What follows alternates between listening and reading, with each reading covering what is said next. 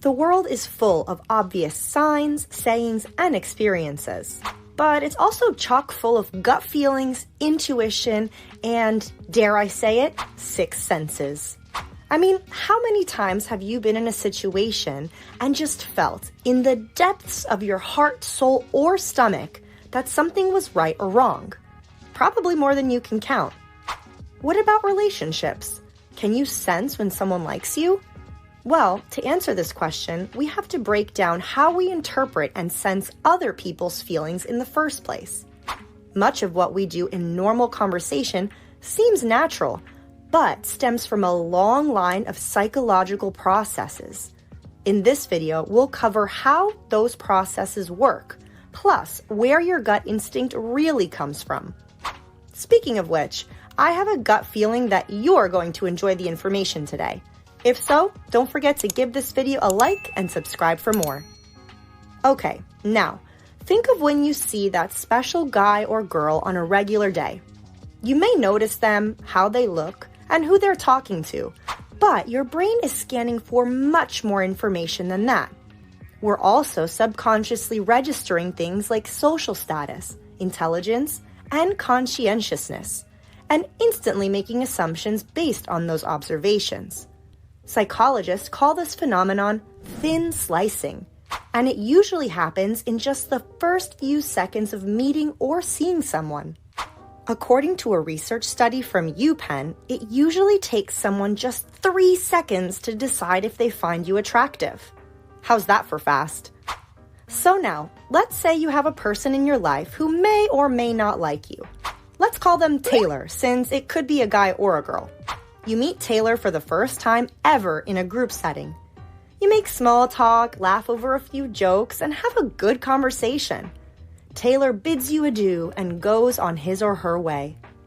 You immediately register this interaction as a possible crush scenario because of your conversation and this feeling you have.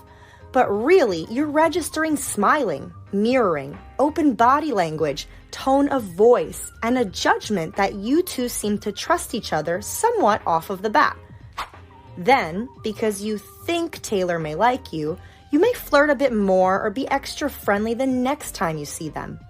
Taylor reacts positively, reaffirming your original assumption, thus creating the sense that Taylor likes you. Taylor never said they liked you, and you can't be sure that they don't behave that way with everyone they interact with. But that's the conclusion you've come up with. And you're probably right.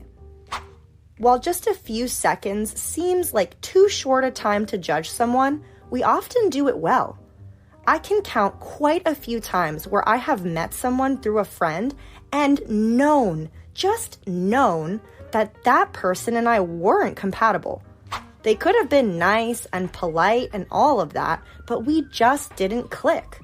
And it usually didn't end up changing much the next hangout or the following one, if we made it that far. Evolution has made us pretty intuitive creatures. Humans are intelligent creatures, but at the end of the day, we're just that, creatures. We follow social cues and certain behaviors to show how we're feeling, even when we're not aware of it. We stare at things we like, and our pupils dilate when we're attracted to something. We point our feet towards people we're comfortable with, or towards the door when we're feeling nervous or uncomfortable. We fidget, blush, play with our hair or hands, cross our arms, and cover our mouths when speaking if we're shy, introverted, timid, or embarrassed. We mirror people we like slowly and unknowingly, copying their minor movements with precision. We smile when others smile and get tense when others are upset. These are all natural bodily functions that happen as often as we breathe. And while we aren't blatantly aware of them, we register the same movements in others and make impressions based on them. If you want to know even more things to look out for, we've made 2 videos, one for guys and another for girls, on what each always does when they like you. Okay, so that's the physical side of it. But what about that internal, spiritual, or gut feeling side? Are there any explanations there? I'll admit that there are situations that don't involve other people where you get a gut feeling and it points you toward the right decision or action. This could be that sense in every aspect of the word. For this particular video, though, we are specifically talking about sensing when someone likes you, so it's hard to separate the physical from the physiological.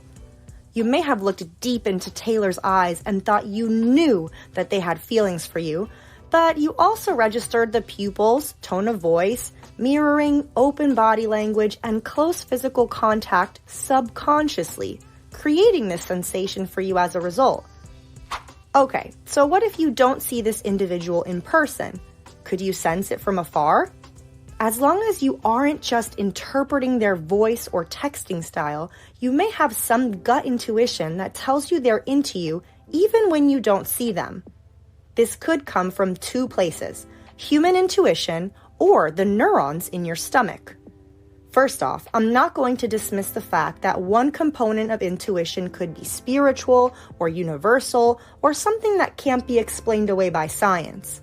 Different people have their beliefs, and there have definitely been instances when a gut feeling or sensation has changed or even saved lives without explanation. I'll leave that part of intuition for you to decide. As for the neurons, these explain away feelings like having butterflies in your stomach or going with your gut. In the walls of your digestive system lie millions of nerve cells called the enteric nervous system. These cells can't produce thought themselves, but they can trigger big emotional shifts and talk, so to speak, to your brain. This can work with different parts of the brain to interpret your surroundings and translate to the gut feelings we hear about so often.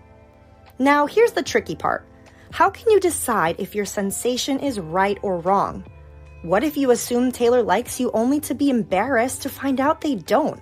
Or what if you think the opposite and are wrong about it too? Alas, the predicament of being human. We can never predict anything with 100% certainty, so we should take our gut feelings and sensations with a grain of salt. You may feel that he or she likes you, but it's time to test out the waters with a bit of communication. Start hanging out more and having one-on-one conversations. Ask them about their love life and see if the interest is returned. Pay attention to how often they reach out to you and if they ask a lot of questions about your hobbies, work, and personal life. These are all big extra clues to back up the sensation that you're being crushed on. Being in tune with our gut feelings is a big part of doing what feels right. If you feel that someone likes you, what's the feeling second to that? Do you get excited at the idea or feel nauseous? If it's the first feeling, get your flirtiness out there and show them you care. If it's the second, add some distance between the two of you to avoid any uncomfortable scenarios. Or better yet, mention someone else you're into in front of them to make it clear you're not an option at this time. No matter what you do or how you feel, be confident in it. You rock, and I'm rooting for you. Thanks for watching.